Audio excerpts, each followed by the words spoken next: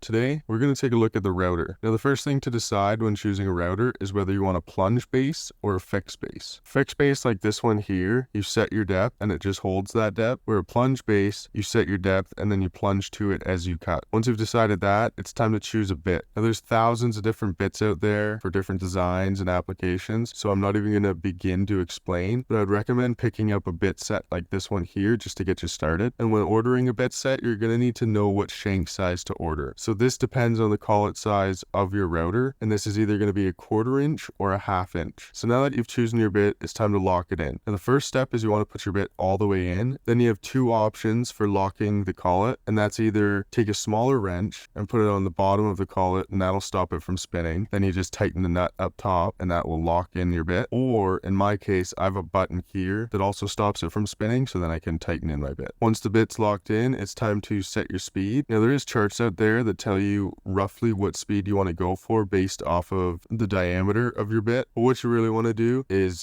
use that as a reference and then test it out on some scrap wood and just see how it's cutting. So now that you have your speed set, it's time to set your depth, and if possible, you're going to want to do multiple passes, but there is some bits out there that have a specific design that don't allow you to do multiple passes, so those ones you'll just have to do in one cut. And then it's time to choose whether you want a guide or not. This one actually comes with a guide that you can tighten on with a thumb screw, and as you can see, this guide has a hole in the center of it, so if you're worried about the edge of your piece getting stuck there, you can actually just take a piece of wood and either clamp it or screw onto the guide. Now you have a complete straight edge right across. But if you don't have something like this, then you can just use an extra piece of lumber that you clamp down onto the piece or any other sort of straight edge. And the last thing before you cut is to decide whether you're going to do a push cut or a climb cut. Most of the time you're going to want to do a push cut, which is going against the rotation of the router, and that's going from left to right if the router's in front of you. I once heard someone say that you read left to right, and so you should always route left to right. But in some cases, with really tough grain or things that are prone to tear out, you're going to want to do a climb cut, and that's going from right to left if the router's in front of you. You also want to keep an eye to see if you're cutting against the grain or with the grain. If you're going against the grain, then you can go quick and be nimble with it, but if you're going with the grain, you want to go slow and take your time. And last tip that I have is to take your router and mount it upside down on a table, because if you drill out a hole and you mount it upside down, you can actually use it